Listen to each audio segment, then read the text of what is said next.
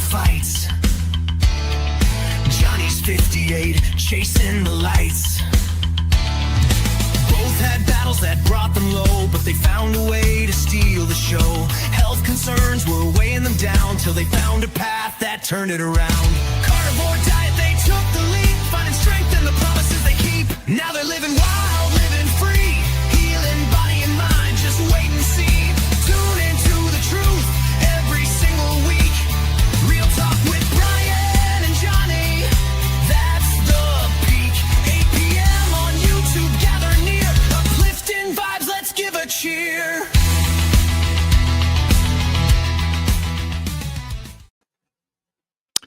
All right. Hello, everybody. It's another Wednesday evening, 8 o'clock here Eastern time. Johnny, how are you doing? I'm doing great, Brian. How are you feeling tonight? Good.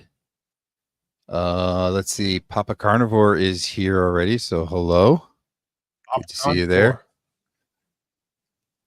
All right. Our topic tonight is how to track progress on carnivore without obsessing over numbers. And we'll talk about that throughout the show. And then if anybody has any questions, just put a big capital Q in the front and put that. Go ahead and put your questions in the chat. Say hi in the chat as you're coming in and so forth. So let's really quick before we go into the topic, Johnny, I haven't really talked to you since last Wednesday. How's your week been? Pretty good. I had to work. I worked 4 days in a row. So that dominates my time. When I go to work, I usually work 12 to 13 hours. So I'm gone for 14 to 15 hours. So mostly just work. Wife and I did go up to Virginia, did a little mountain drive one day, just kind of get out and do some things. And other than that, been working, but it's been great. I filmed a video today, put it on my channel, ran out and ran some sprints, which, as you know, was my latest obsession. I got my sprinting in today and had some problems with my timing equipment, but if you watch the video, you can see all that. But yeah, going pretty good. How about you? You know, I'm feeling better, but I'm still trying to get over this sickness that I had, where I had the sinus infection and bronchitis. I got to tell you, the interesting thing, the story here, and I did a video talking about this. So they prescribed me with an antibiotic. I can't remember the name of it. And I had some bad side effects with it. So I ended up stopping the medication. And maybe that's part of why it's taken me a little bit longer to recover here. Still got a little bit of a cough, but otherwise I feel fine. It's just the cough at this point. But the cough isn't near as bad as it was last week. But yeah, I had some interesting things happen, and I did some research, and I did not know this. I don't know, maybe you did, maybe you knew this, but antibiotics kill your gut microbe that feed on oxalates. And apparently I still had oxalates in my body, and that caused oxalate dumping in different areas of my body. My foot, my big toe, my ankle, this finger right here, like, got really like it was hard to bend it right, and kind of hurting and stuff. So it was just crazy, like some of the things. And then I had other things, like I had the nausea after taking the pill for like a half hour or so. And then I had what do I want to say? I had diarrhea, that kind of stuff, some stomach cramps and that. So I stopped taking the pill after a couple of days. And most of that stuff went away fairly quickly. The finger took a little bit longer than like the foot type of thing, you know, to come back to not hurting and stuff. But of course, like the stomach cramps and that kind of stuff were pretty quickly after stopping that medication. So I don't know if it was just that particular medication that I'm like allergic to, or if it's just something with antibiotics in general, because I haven't taken an antibiotic since I've been on carnivore. So it's been at least over 3 years, if not closer to probably 5 years. So it's interesting. Well, it just goes to show you how important the gut microbiome is. I think I'm learning more and more as we go that the microbiome plays such a part in like everything, even your mental health. I mean, it's amazing how our gut, um, your immune system lives in your gut essentially. But it's really amazing to me how much the microbiome, what a big part it plays in every other aspect of our physiology. Pretty amazing. Yeah. Yeah, it is. All right, so let's tackle our topic and get started with that. How to track progress on carnivore without obsessing over numbers.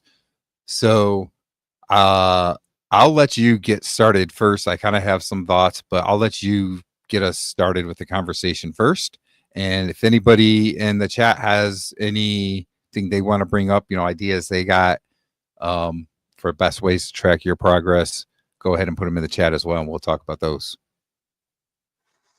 All right, Brian. Well, one thing I see, you have a group on Facebook. I'm in your group, of course. I'm in, I think, 4 or 5 other pretty large carnivore Facebook groups. And a recurring theme, we brought this up a little bit last week, but we're going to really dive into it tonight. A recurring theme that you keep seeing and I keep seeing is people saying, I've been doing this 2 weeks, 3 weeks, 12 days, and I've only lost a pound or I've put on a pound. And so it's really easy to focus on the numbers and to obsess over numbers. It's kind of like not seeing the forest for all those dead gum trees.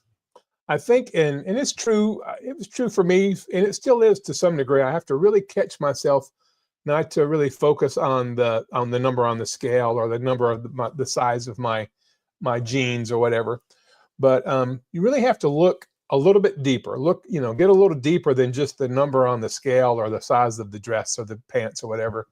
And think about, are you sleeping better? Are you feeling better? Was there a particular pain that you were trying to reduce or eliminate when you decided to do this way of eating? Try to refrain from calling it a diet, this way of eating.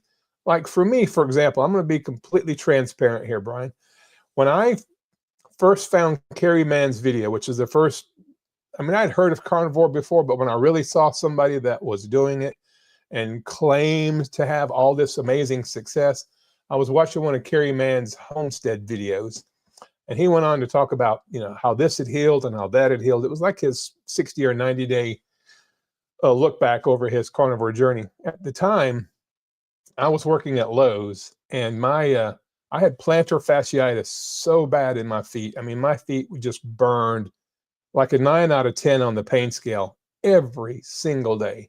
My wife and I would go to Walmart or to the grocery store, and I would just sit in the car because I couldn't stand to put any weight on my feet. And so when I went on the carnivore diet, my intention was to try to lose 40 or 50 pounds, hoping that the weight loss would help my feet. Well, what happened was 2 weeks in, doing relatively dirty carnivore, the plantar fasciitis went away. And I don't think I lost any weight, maybe 1 or 2 pounds, very little. And the healing of my body started well before the actual weight loss came. And that was a big wake-up call for me. And that's when I started thinking about measuring success with the carnivore way of eating in terms other than just what the scale said or what my clothes size was. So for me, that's kind of the beginning of it. Start looking for things in your life that are getting better. Another quick example, and then I'll let you talk, is are you familiar, Brian, with floaters? Do you have floaters in your eyes where you kind of see little bubbles that are kind of like inside your eye? Well, Yeah, I don't have that luckily, but yeah. But a lot of people do, especially once you get up around our age, Mhm. and you may not ever have it because you Yep. went carnivore before your 50th birthday. But I struggled with those a lot, and they weren't painful, but they were kind of a nuisance. And my wife and I talked about having floaters, and probably about a month into my carnivore journey, it occurred to me that I wasn't having floaters anymore. And for the record, they've not come back at all. And neither has my plantar fasciitis, even though I've fallen off the wagon a couple of times. Those things healed really early on, even though the scale hadn't moved and even though my clothes were still the same size. So just look for those things that your body begins to heal, even if the numbers don't reflect a lot of success initially. Yeah. That that goes along the lines of a lot of what I want to talk about too, because it definitely that there's the whole health benefit side that I hear people sometimes they say, you know what, I didn't really go to carnivore because of health benefits because I'm perfectly fine. It's just to lose weight. But then they end up being like, man, you know what? I didn't realize how much healthier I feel, how much better I feel, how much more energy I have. So those are like a lot of big things. I think like the energy is just huge if you're coming from like the standard American diet. So those are things that you really want to use to track your progress too, and not get so much worried about the scale. And even more so, like it's about not being too worried about the scale because you're still tracking numbers, but you can do measurements and track like your measurement around your waist, your belly button, your thighs, your neck, whatever. And a lot of times you will start to see changes there before you really see it on the scale. So those are really good things that I think you should be doing to track. Um, so when I was talking about my antibiotic thing, Anthony was saying it was quite normal for those kinds of things to happen with antibiotics. And then Rick said that he's never taken antibiotics. That's great. I know Rick hardly ever gets sick though. He's been carnivore so long. But this is the first time I've taken antibiotics since I've been on carnivore. And I don't know if I really needed them. They told me I needed them, right? But I mean, I only took them for a couple days and I stopped because of the side effects. And then I am getting better. It's just taking a little bit longer, but sometimes, it just needs to run its course. So I don't know. Sure. So let's see. Anthony was saying it's important to tell people that everyone is different. Everyone will benefit differently from one another. Yeah. I mean, that's so true because there are so many people out there that'll see they're on like completely different ends of the spectrum. Some people will be like, you know what? I lost 15 pounds right away in the first couple weeks. And then other people will be like, I didn't lose any weight for like 6 months. And then finally I started to lose weight, because everybody's different. And those people that didn't lose weight right away, what was happening was their body was getting healthier and, that there were changes that were happening. They were getting rid of some of the metabolic disease that they had, and then they started to lose weight. So that's a very good point, Anthony, that, everybody is different and they're going to see their progress is going to be different from other people and so forth. All right. So again, if you have any questions, go ahead and put it in the chat with a Q in the front. And let's see. So talking about tracking progress on carnivore, I talked a lot, about the health issues and stuff like that. One thing that I think is really important to put out there too is, and it's kind of like a health issue, but it's mental clarity, right? It's amazing how that changes when you go to carnivore and you stop eating basically foods that have sugar, processed foods, whatever, right? Like you just start to think differently. You start to feel calmer and so forth. And like, I know when last December, when I kind of fell off the bandwagon there for 2 to 3 weeks, you start to notice changes again in that mental clarity. And then when you get back on it, then you start to notice, like I don't have the brain fog that I had before. Have you run in, because I know you've had a few different times where you stopped and then started back up and so forth. Have you run into the same type of thing where you notice those changes in mental clarity? Yeah. For me, the mental clarity, that's a good way of putting it because sometimes I still struggle to find the right word. That's just because I'm trying to say the right thing and not sound like an idiot. But I do when I'm really clean, like I have been lately. I've been doing super well, really since probably the middle of February. Yeah, I have my short-term memory, my long-term memory, my ability to figure things out quickly. It's so much sharper. Um, and the few times I fell off, I did realize that. Um, for example, when I fell off the first time, I was driving a tractor trailer, and I missed my exit. I missed my exit numerous occasions. Had a lot on my mind. I was under a lot of stress, and then I was eating. Went back to the kind of the standard American garbage diet, and I found that I was missing turns and making mistakes, backing the truck up and things like that. And all that went away when I got back on strict carnivore. So it affected uh, my mental clarity and my ability to kind of move through the day to day life effectively and efficiently, really. Yeah. We're gonna go back to the whole antibiotics thing again. So Charlie's here. Hello, Charlie. And he says, Hey, Charlie. I'm fortunate to not have needed to take any antibiotics since doing keto and then carnivore. I tend to up my vitamin D K2 or vitamin D3 K2 when the weather gets colder and there's less sunlight. Yeah, so it's interesting because I'm actually like 5 days away from exactly 3 years on the carnivore diet. So we might as well call it 3 years at this point. And in those 3 years, this time that I got sick, definitely, I feel like this is the worst I've felt since being on carnivore in 3 years. But I'm thinking back, and there's only 2 times I really can remember in those 3 years being pretty sick. And they were both in the summer around the same time, which is weird. So there was this time, obviously. And then the last time was just last year. But I was on a cruise, and like there was a flu outbreak and a bunch of people got the flu. I ended up getting the flu. So those are the only 2 times I've really, other than maybe just a few sniffles here and there, felt like I've gotten sick in the last 3 years. And I do, like in the wintertime, I will take a vitamin D supplement, but in the summer, like now, I'm not even taking a supplement because I'm usually getting outside every day and getting some sunlight, and I'm getting enough from there. But it's just interesting. Like for you, I guess, Johnny, how often have you noticed getting sick since you've been doing carnivore? Really, just I've had COVID twice since I went carnivore, and I had COVID the very first time, prior to going carnivore, I guess about 4 years ago, when it was kind of a big deal. And that was the sickest I'd ever been in my life for the first couple of days. And then it became just kind of a normal flu, but I've had it twice since then.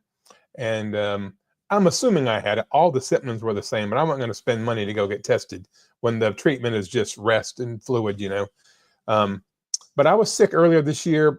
My wife got sick. I think I got sick first, and then she got sick, and I missed 3 days of work. But I didn't take any antibiotics. I didn't go to the doctor. It pretty well self-corrected. I made a lot of chicken thighs and chicken legs, chicken broth, and ate that with a lot of salt in it, and that seemed to help a bunch.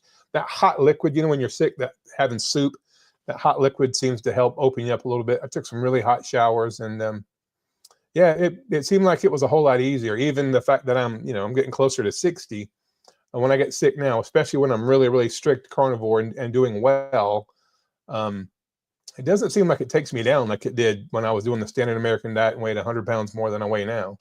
So even that's a way to measure progress. If you find that when you get sick, you don't stay sick as long, or you don't get as deeply sick, and that's another thing that tells you your body's healing through this proper human diet. Yeah. And on that note, look at Rick, Mr. Long-term carnivore over there. Hasn't gone to the doctor since 1996. Had to put that out there. Charlie's got some good results here from lab results he got today. So we're going to put this up here on the screen. Said he got back some cool lab results today.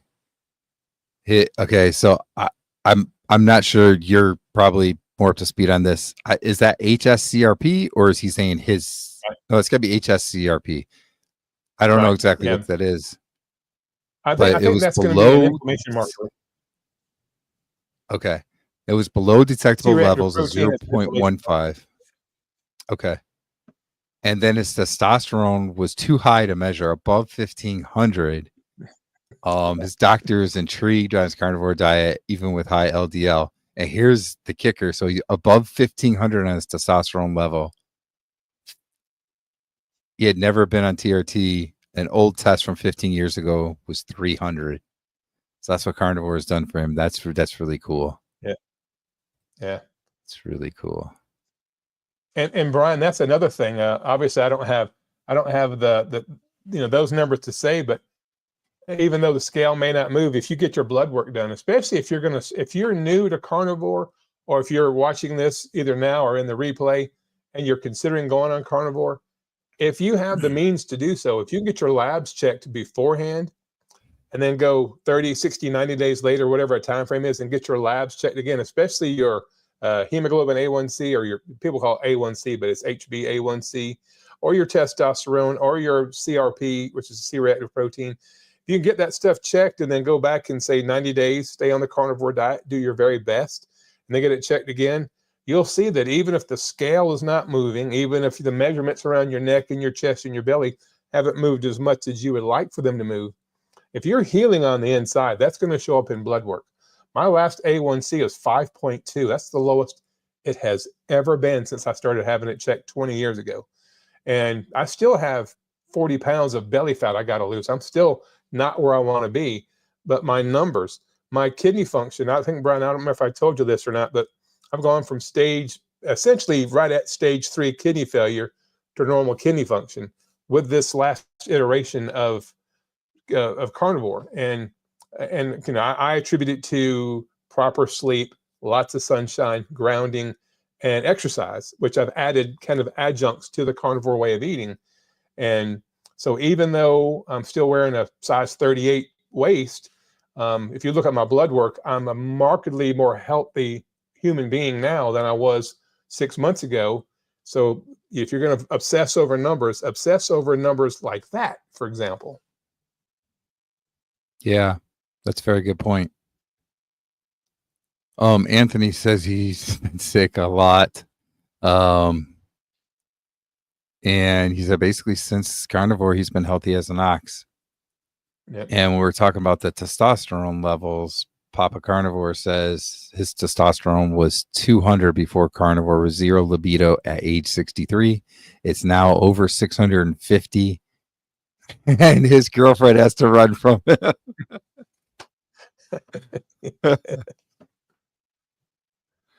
Oh, that's great.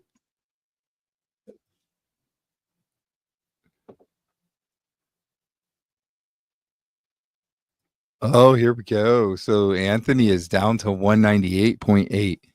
Man, this guy, tremendous job.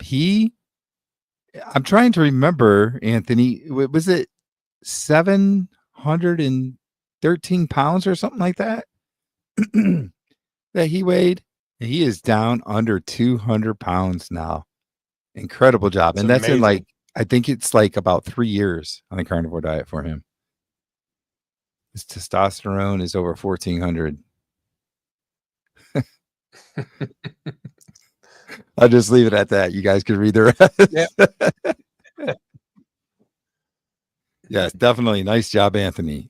Yeah. Awesome. Congratulations, here you go. my friend. Congratulations. That's inspiring for me, What do you know? I actually got it right. 713 pounds. He's down to 198.8. Incredible job. That's the power of carnivore. Yep. All right. So we are caught up on comments right now. Let's see. What else do we want to talk about within this well, I can't think of the word I want to say, but this Topic. This content, this topic. There we go. This topic of tracking progress. I feel like we've hit a lot of stuff already, but there's probably more stuff out there we should talk about with it. You got anything else, or do I need to come up with something? No, I'll buy you some time. This is Right. This is just a good example. Like I say, the scale for me, obviously, I'm not quite where I want to be. I'm not quite down there where Anthony is, but I'm going to get there just by sheer determination. But I worked with I work on an ambulance. So usually it's me and one other person. There's usually only 2 of us on the truck, and we have a newer guy that recently started with us. He's 20 27. He's just going to be 28, but he's 27 years old. Standard American diet. He's not in great health. He's a super nice guy. I love him to death.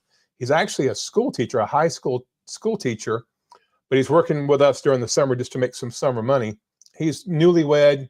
Him and his wife want to start a family. He wants to get some money ahead. So cool guy. But he told me the other day, he said, Johnny, he said, your sense of optimism and positivity is exhausting. He couldn't believe how positive and how optimistic and how just happy I am. So that was not always the case. Before I went carnivore, I've always been a pretty glass half full kind of guy.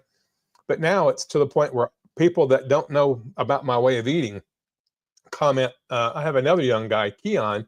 He's 22. He's a pre-med student. He's working part-time with us, and he's going to UNC Charlotte pre-med. And he told me, he said, how do you stay so positive all the time? He said, I've never met anyone who's always in a good mood. He said, you're always in a good mood. And I believe it's that carnivore zen. I believe it's getting the garbage out of my brain tissue, from not eating the processed food and the seed oils and all that stuff. And I don't think I'm the exception. I think I'm the rule. And when people can eliminate the garbage from their bloodstream, which gets into your brain, which gets into your brain tissue, I think naturally we want to be optimistic. We want to be happy. I don't think people want to be pessimistic. So if you find yourself whistling throughout the day, maybe feeling happier, maybe wanting to call a loved one you haven't talked to in a while, or reach out to a friend that you haven't talked to in a while, and you're doing the carnivore way of eating, that might be one of those signs that it's beginning to work. It's beginning to heal you, even if the numbers don't exactly line up, because I'm the happiest person I know. I wish everybody could feel as happy and as optimistic and as positive as I feel right now and pretty much every minute of the day. And let's say the scale still doesn't reflect. If I could get down to like 198 pounds, I would think I would even feel better. But so that's another way that you can measure if this is working for you. If you just have a more positive, uplifting, optimistic way of seeing the world, I think that's something that's been probably one of the biggest, outside of pain, like the pain in my plantar fasciitis, the pain in my hip, and the pain in my lower back that's all gone. The fact that I'm always in a good mood, I'm always optimistic, I'm looking forward to the future, that is a huge indicator for me that this is working for my body. And it didn't start out that way, but every day it gets better and better and better. So the numbers may not reflect that, but that's just how I feel. And that would be a good indicator that it is working, even if the numbers don't reflect that. Yeah, that's a really good one. Charlie asked us, and we were talking about this actually before we went live, if anybody's seen the new animal documentary. So I heard that it is the number one documentary right now. I don't know if that's in the country or in the world. I assume that's probably in the world. I don't know. But I haven't seen it myself. I'd like to see it, but I haven't seen it yet. So it'll be interesting to see, What are your thoughts on it? I just got through watching it 15 minutes ago, right before you and I got on air here, before we went on air, when you and I connected online here. I had just turned it off. I just got through watching it less than 30 minutes ago, and I was impressed. It was very well done. A little dramatic, but I think the producer, the director was trying to really make a strong point, and the guy that narrates it doesn't come from a carnivore background. He kind of comes from a vegetarian background, and so it was interesting to watch his metamorphosis, if you will, his learning of, and Dr. Kiltz is in there, Dr. Barry, Dr. Chafee, Dr. Lisa Wiedemann, who's a friend of mine. There's another doctor in there, I can't remember his name, but he went over to England and spoke to some people over there that do this. And it was a very, very well done documentary, very well done. And made some strong points, not only about how the carnivore or a meat-based ketogenic diet, which they do call carnivore, how it can not only heal your body, but can really help heal the land too. Um, they talk to a lot of ranchers, and one of the themes that they focus on towards the end of the movie, and I don't want to be a spoiler, but just how so many thousands or millions of acres are monocropped. We grow corn to make ethanol for cars to run on. Millions of acres in this country and probably worldwide are used to just grow one crop, and it really destroys the soil. And if we could get back to ranching, and so people could have plenty of meat to eat on the carnivore diet, it would actually begin to heal a lot of the soil and begin to heal the earth as well. So it kind of takes it from multiple angles. You know, the title of the movie is called Animal, and it's very well done. It gets sort of highbrow there for a while. It talks about a lot of the science, which I enjoyed, having gone to, you know, paramedic school and nursing school. I did enjoy that part of it, but I can see where somebody who doesn't have a strong medical background might kind of get lost in that. But they tend to bring it back and just describe things in layman's terms. But I thought it was very good. I went ahead and bought it. It was $13 or $12.99. I could have rented it for $5.99, but I bought it because I have some friends coming in town that I want to show. My best friend and his wife are going to come next month, and I'm hoping I can talk them into watching it with me. I want my wife to watch it. She didn't watch it with me. She's downstairs. But yeah, I thought it was very well done, and hopefully when the other documentary comes out, it'll be a great, you know, marriage between the two. A lot of the same information, but some really well done footage in there, I thought. Good. I definitely want to see it, so hopefully I can see it soon.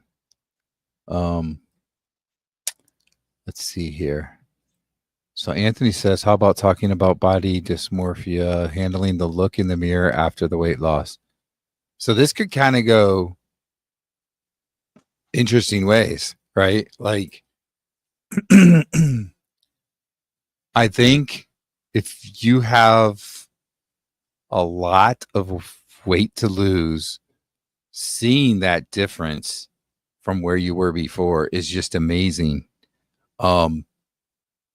But I know sometimes, and I know because I've done this before, like I'll look in the mirror and I'll be like, I've got this sagging extra skin here or something, right?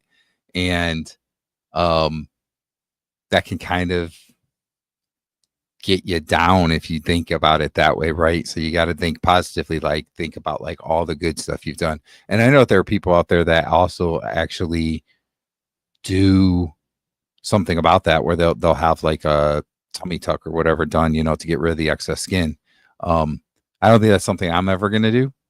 I'll just have it. And that's fine because it's more of a cosmetic thing and I'm okay with that. But I think that's something as well that you got to think about. But yeah, looking in the mirror, and even outside of the mirror, something I like to do is look back at old pictures and go side by side comparison with the new picture now and just look at it and see the differences. That's a huge thing in terms of tracking your progress. And Charlie here kind of adding on to this, for the first time ever, he had enough confidence to walk around the neighborhood shirtless on dog walks. Had this idea I had to first have fitness influence her body to do this, but he changed his perceptions that he was okay with where he's at now. And he's now got that confidence. I've actually had that a little bit myself, where like I'll be cutting my grass, and in the past, like I was too embarrassed to take off my shirt. But I have a pretty big yard and I'm on a riding mower and stuff, you know, and it takes like 3 hours to cut my grass. And now if it's really hot, I'm more willing to take off my shirt, and not because I don't feel so embarrassed. I mean, I'm still not like the skinniest guy, the best fit guy or anything like that, but I just don't have that embarrassment that I had before because, you know, how big I was before, right? So what do you think about this particular topic, Johnny? Well, it's an interesting one because I think my wife thinks that it's a little bit of conceited, but when we're out in a store, if we're in a Walmart, we went to Lowe's today to get some stuff that we're doing some work on the house, so we had to go to Lowe's, and I walked past, well, one of the mirrors that were selling. And when I walk past a mirror, I have to stop and look because I simply cannot believe that's me. I cannot wrap my head around that that's me looking at me. I can't, when I see my shadow in the parking lot, I can't believe I've been so fat for so long. I cannot believe that's me. It just takes my breath away. And sometimes I think I don't deserve this. And that might be part of the reason why I fall off the wagon a couple times, but it's just one of those things where it's so hard to wrap my head around that that's me. And I've still got a long way to go. But from where I started to where I am, I've come a long way. And it's just really, it's almost like an out of body experience. I hate to sound all wacko here, but it's just really, I cannot believe that's me. I cannot believe that I have come from where I was to where I'm at, and gives me, good hope going forward. I have a picture that, if you watch it's actually on my Facebook, it's on my YouTube channel, the little icon. It's my before and after. And the picture, the after picture is about a year ago. It's actually July 1st of 2024. And I weighed 224 pounds in that picture. And that's the best I've ever looked. And I feel as good now as I did then, but aesthetically, that was probably my best. And so I actually printed off an 8.5 by 11 off my printer, and I have it in the passenger seat of my car so that every time I get in my car, I look at that picture. That's the destination. That's where I'm trying to get to. So I'm tempted to pull into Krispy Kreme or Dunkin' Donuts. I look at that picture and it gives me reminder of where I'm trying to get to, and I don't want any more stumbling blocks between here and there. But a great, I don't know if I have body dysmorphia, but I still, I went carnivore. July 1st will be 2 years for me. And I lost 100 pounds right off the bat. And then I put 60 back on. I've lost 30 of that 60 recently. And I still, when I pass a mirror, I still cannot wrap my head around that that's me. So maybe that's a great topic that maybe struck a nerve with me all of a sudden. Yeah. So it sounds like we definitely don't really have dysmorphia, right? Because we feel like amazed at how different we look compared to how we used to. And I'm going to skip over a couple of comments here and go back to them because I want to go to where Anthony has a question here. How would you suggest suggest to somebody to handle it? So if let's say they have dysmorphia and they're constantly just feeling like what they see is not good enough and so forth, what would your do's and don'ts be for helping that person? That's a tough question. I'm 100% for counseling. I don't think counseling is voodoo. I think some people need counseling. I've had counseling in the past. My children had to have counseling. I think counseling with the right counselor is absolutely positively. It doesn't show weakness. It shows strength. And there are people who are specifically trained to help people deal with issues like that. That's above my purview. If your heart quits beating, have somebody in your family call me. I'll come do chest compressions on you and get you going again. But dealing with issues like that, I think getting a good counselor would be time and money well spent. Yeah, that's probably good advice. I want to go back up to some comments that we had earlier here. I just want to kind of hit that topic. So we were talking about the documentary, the animal documentary, and Charlie asked, I'm curious how, or he just said, I guess, I'm curious how non-carnivores will view the documentary. There's not a lot of emotional pull like vegan documentaries. Yeah. I mean, I haven't seen the documentary yet, so I have to kind of, refer to you on this one, but yeah, I don't know. Well, because there's that's so a good much question.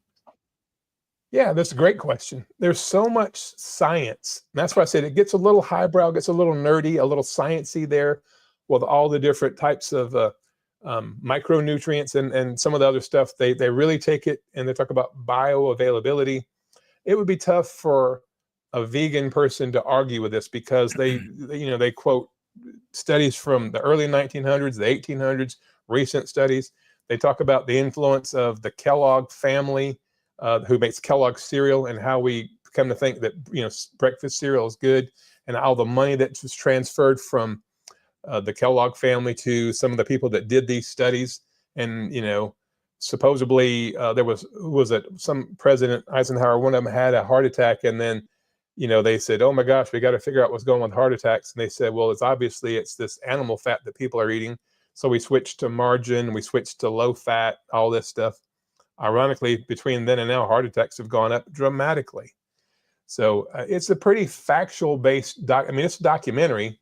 It does bring a lot of emotion into it and a lot of theatrics, if you will, with the music in the background and so forth. But it's very fact based, and it'd be kind of hard for somebody to argue with it. I'm sure you could search the internet and find studies that say the exact opposite of what these studies say. But I think, I don't know how well it will be received, but there were several people in the video, especially towards the end, that were former vegans who are now 100% carnivore. And they say, hey, here is my lived experience. When I was a vegan, I had this, this, and this, and these problems only got worse. I went carnivore, and now they're completely eliminated.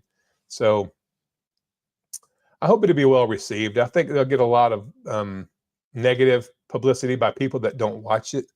It's funny how people will come at me and go on and on and on about the carnivore diet, how bad it is. And I say, well, how long did you do carnivore? Oh, well, I've never done it. Well, then what gives you the expertise or the, how are you even coming at me like this with no experience whatsoever? I'm giving you my lived experience. This is not what I read in a book or read on the internet. This is what I lived.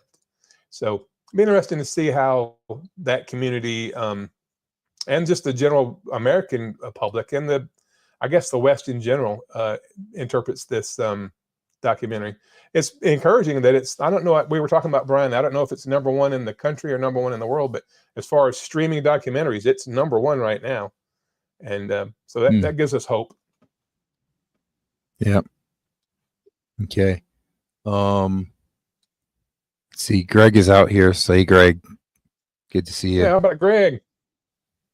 We're going to go back to the dysmorphia topic that we were talking about because we got some more comments there.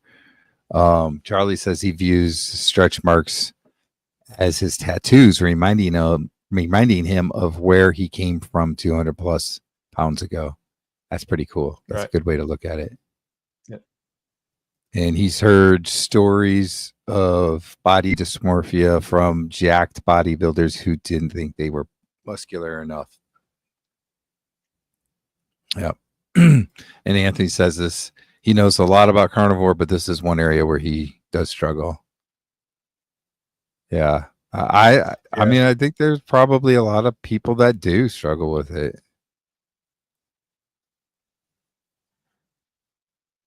Which is why I say I'm 100% for counseling. Find a good counselor, and if you don't get what you feel like you need to get from them, I'd look for another counselor. But I think counseling can go a long way to help.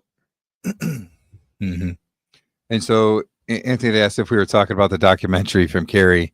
No, this is a new documentary that came out. I can't remember the guy's name, but it's called Animal.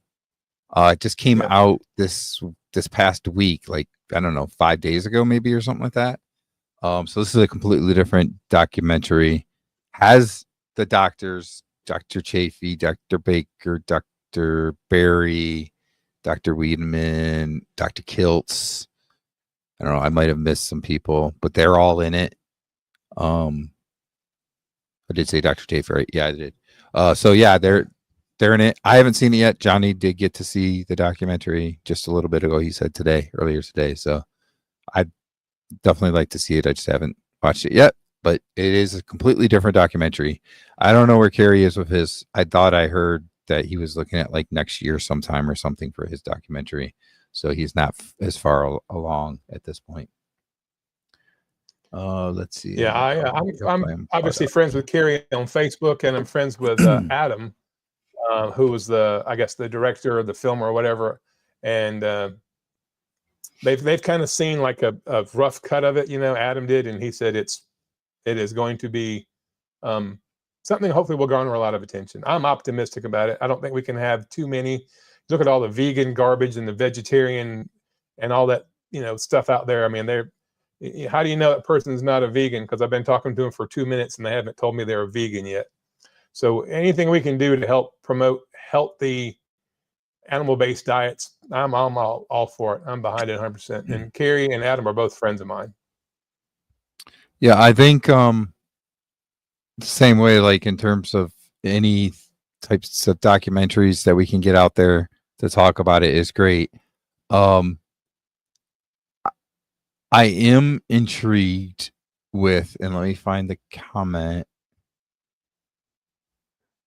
that Charlie had made. It's in here somewhere. Oh yeah. So he had said for this animal documentary, I'm curious how non-carnivores will view the documentary. I'm curious about that with really any documentary that comes out that's really about keto or carnivore. Just because our videos we do, like these live streams or just a YouTube channel out there, right, that talks about carnivore, keto, whatever. It's almost like a documentary. It's just a video that's out there, right? And there are so many people that are not eating this way, that won't even consider eating this way, and don't even think to look at whether or not we have merit to what we're saying, because they've been told for so long that that's a bad way to eat. Red meat is bad for you. Saturated fat is bad for you. So I'm curious as to how many people are just going to dismiss any documentary that comes out just because of the situation we're in, where for so many years we've been told that eating this way is bad for you. And it's wrong, but that's what people think, like the general population. What do you think about that, Johnny? I think you're right, but I think, you know how you eat an elephant, Brian? How do you eat an elephant? I don't know, but it sure would be filling for a long time for you. You'd be able to eat that thing forever. One bite at a time. The journey of 1,000 miles starts with the first step. And I think we're at the infancy of this. I think if you go 3 years or 5 years forward, you have to understand, Brian, you listen up now. You know what I do for a living? I take people from the hospital to a nursing home. I took a guy yesterday, 2 patients yesterday. I can't give a lot of information because of HIPAA laws, but I'm going to tell you about these 2 patients. One was 59 years old. He's 6 months older than I am. He just had his left leg cut off. In March, he had his right leg cut off. He has diabetes. He has kidney failure, heart failure. He's going to be with us maybe another couple months, and he's out of here. And he's a type 2 diabetic, and he's metabolically destroyed. Take him. Go back to the hospital, get my next patient. 52-year-old male with cancer of the spine. He's had chemo, radiation, everything. Nothing's helped. I asked him about his diet. He said, oh, I just eat terrible. He said, I drink soda every day.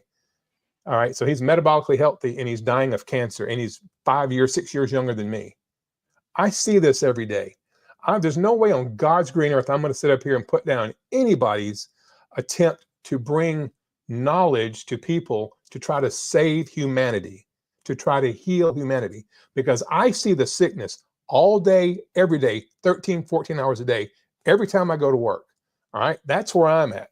I will do anything I can to help anybody out there spread this message, because yeah, maybe I'll put myself out of a job, but you know what? I'm close enough to retirement, I can retire.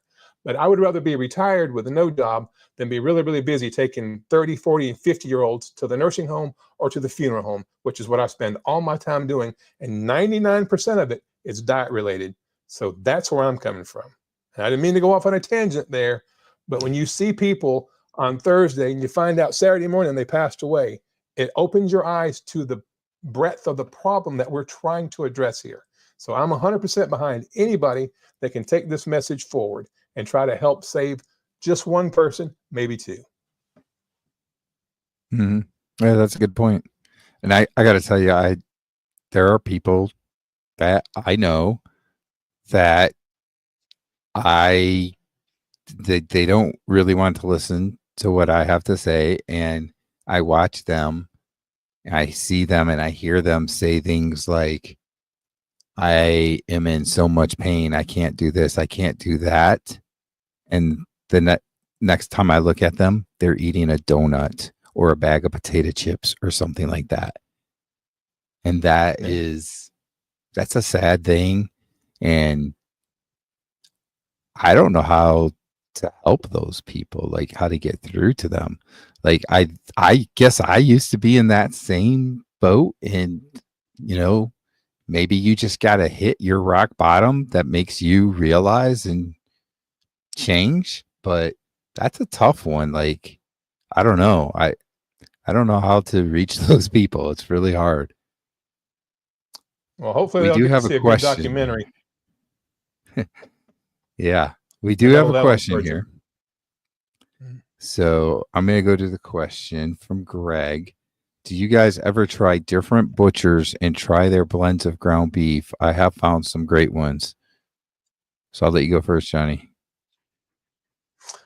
I've only been to one butcher. It's kind of close to where I work, and sometimes they have ribeye on sale. If you buy, like we talked about before, you buy the whole loin, and they'll actually custom slice it to whatever you want.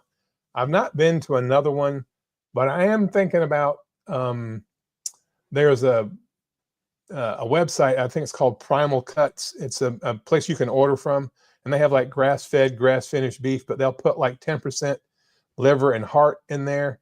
And I know I watched your video earlier, Brian, talking about you don't eat organ meats, and I don't either. But if I could get maybe 10% beef heart, beef liver put into some ground beef and have a couple of those a month, that might help me get some of the nutrients from there. But that's one of those online butchers. But yeah, but as far as local butchers, it's just the one. I haven't really looked for a lot of other butchers, but maybe I should. Yeah. There's only 2 local butchers that I'm aware of near me. And I haven't been impressed with either one of them. So I tend to just use Costco, to be honest. And I like to buy the slabs of, New York loin or ribeye or whatever, and then cut those up. I do get ground beef though sometimes, and I'll get it from Costco because it's usually a pretty good price. But I'm not like doing anything where I'm blending from different butchers or anything like that. So, yeah, Greg, I see you said that you found some great ones. I'm interested in what you found in that subject, because I don't know, maybe it's just where I live. And well, Johnny, you live in North Carolina, I'm in Virginia, so we're kind of somewhat close to each other. I just don't see a lot of butchers around us, like local butchers, that kind of thing. So I don't know.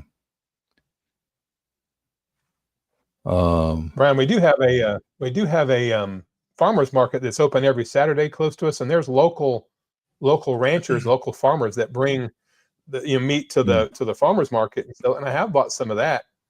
What I find is it tends to be really expensive, really good, and probably high quality. And I'm supporting local when I buy it, but sometimes it tends to be like at the very, very top of my price range. So, anyway.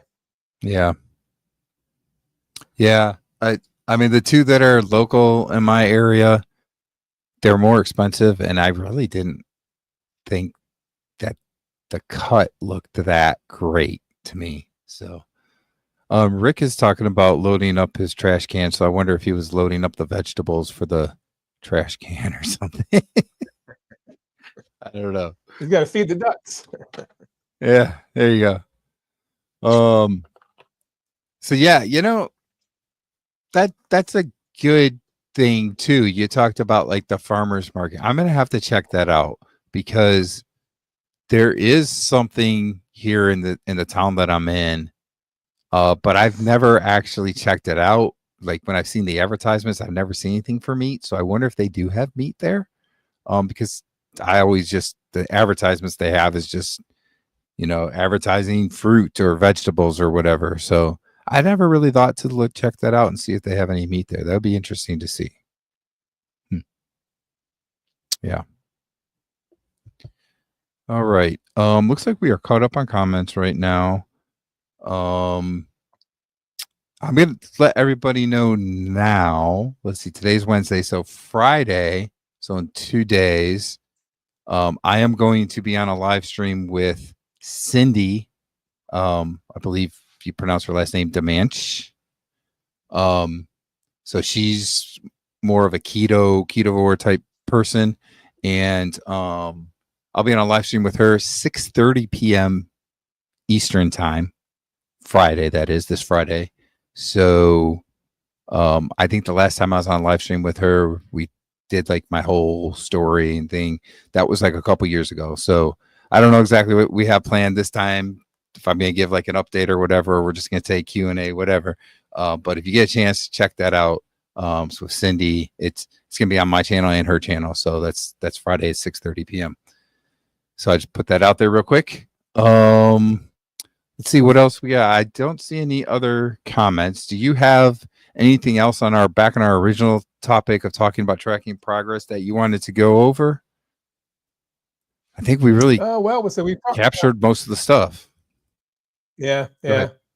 Well, just kind of maybe some really odd things. For example, for me, one of the things I struggled with for years was during toenail fungus. And pretty early on in my carnivore journey, I noticed that my toenail fungus went away, and that was something that I was not anticipating. So that was showing that the way of eating was working. I was healing, and that's something that you would apply a number to. And even that's the one thing that actually came back when I fell off the wagon and kind of went back to eating garbage.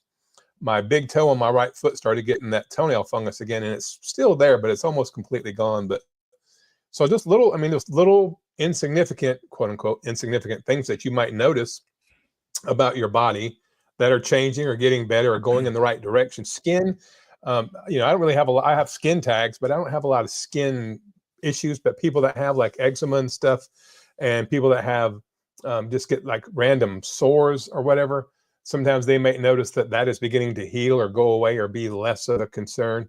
And that's one of those things that you can track your progress, and that's not really a number associated with that. So that's just find those little kind of think outside the box things that get better on your carnivore journey that don't correlate with a specific number. So things like that.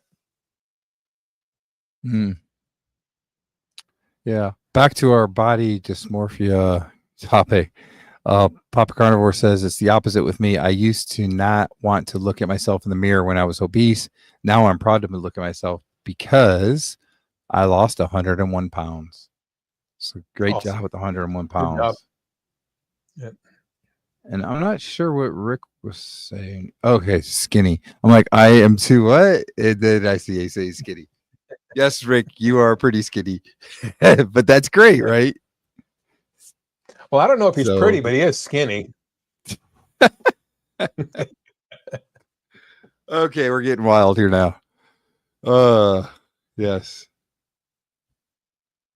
All right. So let's see. It's been almost an hour here. We'll give it a few more minutes, see if anybody's got any questions. I think we pretty much hit the topic pretty good. Let's see. Papa's talking more about his so when he did 5-mile morning walks, 5-mile morning walks. Great job. I wish I could do that. Anyways, he says I take off my t-shirt. I would never take off my shirt before carnivore. Yeah. That's like I was talking about with, with cutting the grass and that. Like I was always too embarrassed before. So yeah, it says the embarrassment is gone. To Anthony says he's pretty. So yeah. I don't know. We're talking about pretty skinny or just pretty. Yeah. Brian, all right. So go ahead. Oh, I was going to say sometimes in the morning, early in the morning, I like to get outside before I go to work, and I will take my shirt off and get out and get the early morning sun in my eyes, do my grounding, and try to get some vitamin D. So when I take my shirt off, it's typically to try to get as much exposed skin for the vitamin C. I still feel self-conscious about, even when I got down to 224, I still had a disproportionately big belly, I felt like. But so I still go out there and I do take my shirt off at times, but it's specifically to try to get as much exposed skin for the vitamin D. We have to take advantage of it in the summertime when we can, because you might not get a lot of sunshine in the winter, so you want to pack in all that vitamin D and having the more exposed skin by having your shirt off, that's certainly going to increase the surface area that your body can use to synthesize that cholesterol into vitamin D. That's a good point. Yep. Definitely. I don't even know what's going on in the chat right now. Papa Carnivore is asking Anthony if he's a woman. So I don't know what's happening there. I'm gonna stay out of that. But anyway, yeah, what's funny is like in the summer, I guess, as it starts getting warmer and like I'm outside, let's say I'm cooking on the grill or something like that, I'll sit outside, right, get some sun, and I'll like take my shorts and I'll like pull them up a little bit so I get a little bit more skin there to get a little bit more sun. It's funny though, because I'll be like, I'll do that, and then you'll see this big tan line, and I'm like, oh my gosh, I'm white where I just pulled up. Yeah. But I do that to get a little more sun too. So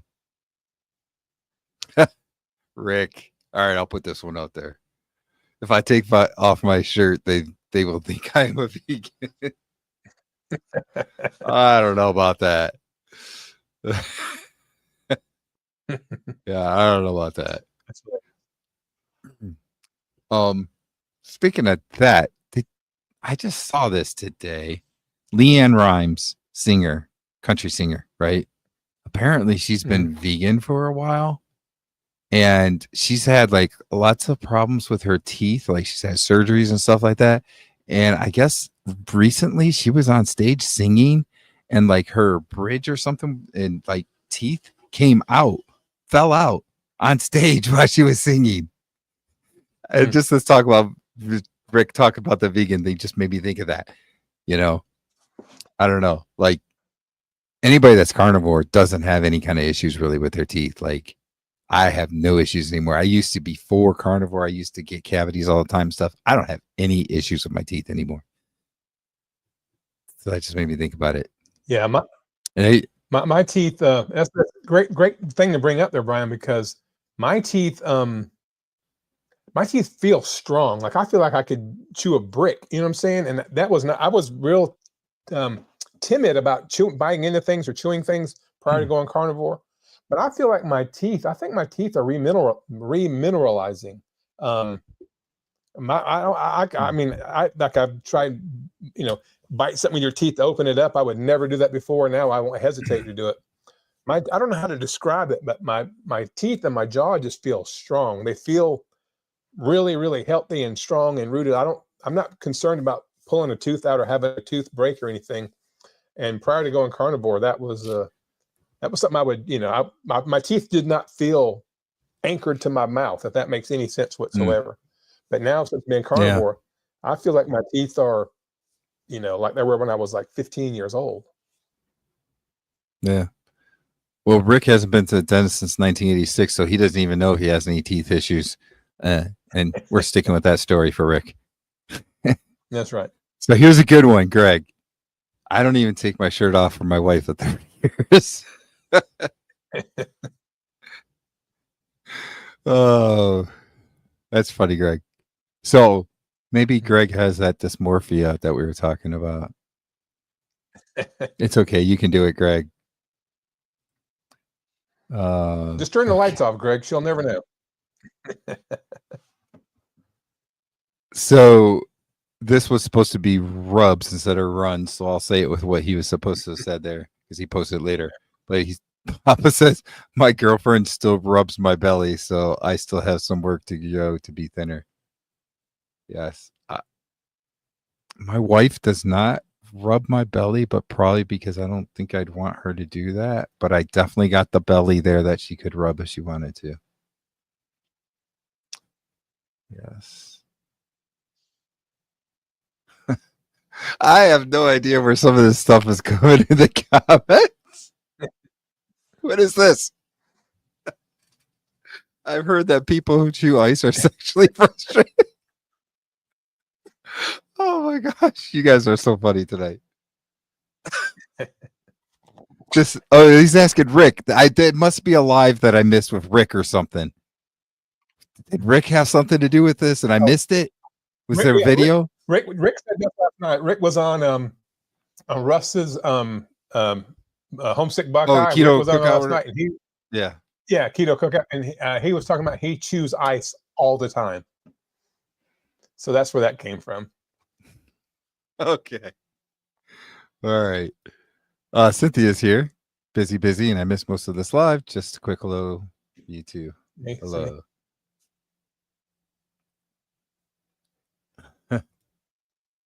Greg's too sexy for a shirt. I've met Greg. He is. I'll give him that. He is. Yes. She came in at the right time saying, sorry, I missed this talk. It sounds interesting.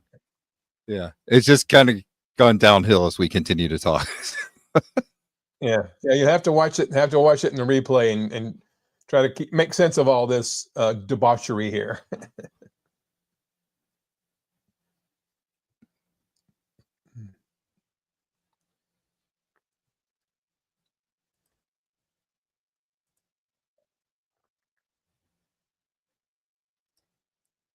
You there? Hello? Yeah. Can you hear me? Okay. I can hear you. I lost audio there for like, I don't know, 10 seconds or something. I could see your mouth moving, but I had no idea what you were saying. Oh. Do you mean you chew ice when you're sexually frustrated? Some of us get some, brother.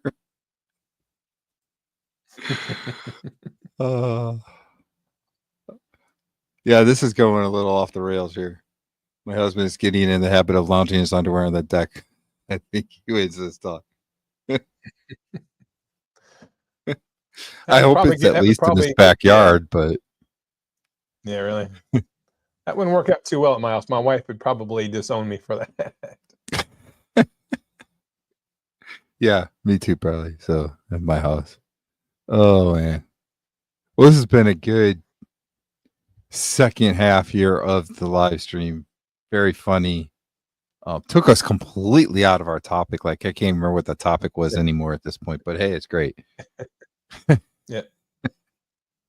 Let me ask for the people that are on, did you see our trailer with the song and what did you think about it?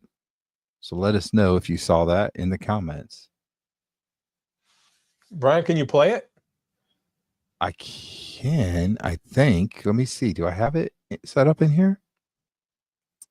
I have the countdown. The trailer is off my channel. How can I do this? You're the tech guy here. I rely on all. You have to send me the link every week. I don't know what the heck I'm doing.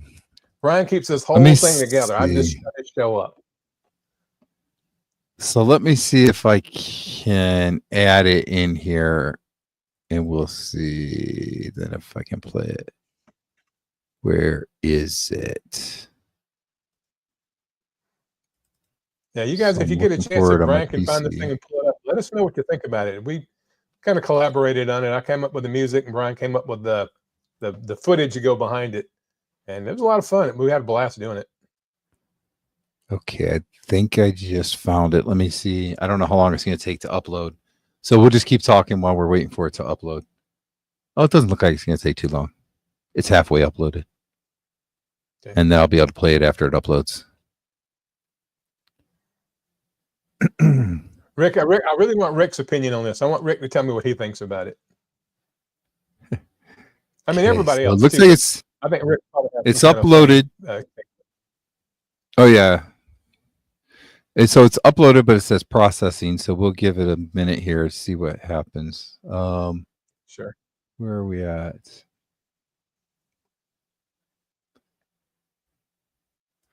She's still talking about her husband in the underwear.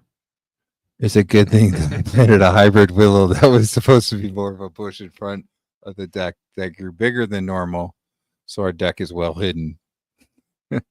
Greg says awesome trailer, so he saw it. Vitamin D. Oh, Greg likes our trailer. That's pretty cool. Thanks, Greg. Yep. We do live in the country, Since he is eating carnivore, he is looking mighty good. There you go. Well, Let me there see you if go. this is ready to go yet. Okay, it is up. So it looks like this is 1 minute and 25 seconds. So we're gonna play it right now for everybody. Here you go. Yeah, it's time to rise up. Brian's 51, he's seen the fights. Johnny's 58, chasing the lights. Both had battles that brought them low, but they found a way to steal the show. Health concerns were weighing them down till they found a path that turned it around. Carnivore diet, they took the lead, finding strength in the promises they keep. Now they're living wild, living free, healing body and mind. Just wait and see. Tune into the truth every single week. Real talk with Brian and Johnny. That's the peak. 8 p.m. on YouTube. Gather near. Uplifting vibes. Let's give a cheer. Now they're on the mics, sharing their fight, telling the world how they found the light. Meat on the plate, it's a brand new start. With every bite, they're healing their hearts. Stronger and bolder, they're here to stay. Dropping wisdom, pushing fears away. Laughing at the troubles, rising high. Together they stand just like the sky. Now they're living wild, living free, healing body and mind. Just wait and see. All right, so that's the trailer. Let me get back over to comments here. Grab the popcorn. We don't want to grab the popcorn. There you go. Meat sticks, beef jerky. Meat sticks, there you go. Or maybe pork rinds. Yeah. Yep. Where did the original Carnivore Quack go? Is he talking about Rick? He must be talking about Rick. Yeah, Rick he might have abandoned us. Oh, didn't he say he was going to take a shower? I think he did somewhere in the comments. No. He said he was going to be taking a shower, so he probably would take a shower. Cynthia says, awesome trailer. Thank you. Well, thank you, Cynthia. Yep. So like Johnny said, he's got an app where he came up with the song, and then I just kind of put some of our content together. So I'll probably update it for the next show next Wednesday and have some different pictures and stuff on it. Something like that. Yeah. Let's see. So let's talk about that. The next show is like July 2nd.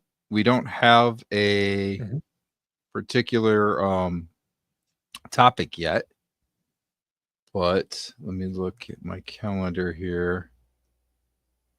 So we'll be here next Wednesday. And then I'm not sure. So the Wednesday after that, I am going to be out of town. So we'll have to figure out. I don't know if Johnny's going to want to do this without me, go solo or something, or maybe bring somebody else on, or we might have a week that we kind of skip. But we will be here next Wednesday at least. I will say that. So I don't know what our topic will be yet. We'll figure that out. We had a few topics that we were looking at this last time, so we'll probably pick one of those topics and go with that. Let's see. I don't see anything new in the chat, and we're hitting on about 1 hour and 15 minutes at this point, so probably a good point to wrap it up at this point. Anything, Johnny, that you want to add here before we drop offline? No, I put out a new video today. If you guys get a chance to watch it, I'm working really hard trying to put some more theatrics, I guess, into my videos, so it'll be a little more entertaining to watch. If you get a chance, check out my video, obviously, at the Carnivore Champion. So I try to do my videos right at 8 minutes. There's a reason the algorithm likes an 8-minute video, so I try not to do them much longer than that. But if you get a chance and you want to, check out that video. I had a lot of fun making it. Kind of frustrating. If you watch it, you'll understand that. But other than that, yeah, Brian, it's been great. I enjoyed hanging out with you again. Looking forward to maybe later next month or maybe August, whatever. I'm going to come up to your house and we're going to get together and maybe film some content together. Maybe we can put something in the trailer with the two of us together working out together or something would be kind of cool. Yeah, that would be. Yep, we still got to figure the details out for that. I have a few weeks here coming up that I'm going to be kind of busy, so we got to plan it. Don't know exactly when that's going to be, but we'll definitely do that. And yeah, we'll see how it goes. Put some content together and go from there. All right, like I said, we'll be back again next Wednesday at 8:30 Eastern time. So thanks everybody. 8 o'clock. 8. Yeah, did I say 8:30? 8 o'clock. 8 o'clock Eastern time. Yes. 8 o'clock. 8 o'clock Eastern. So we'll see y'all then. Bye, everybody. Bye, y'all.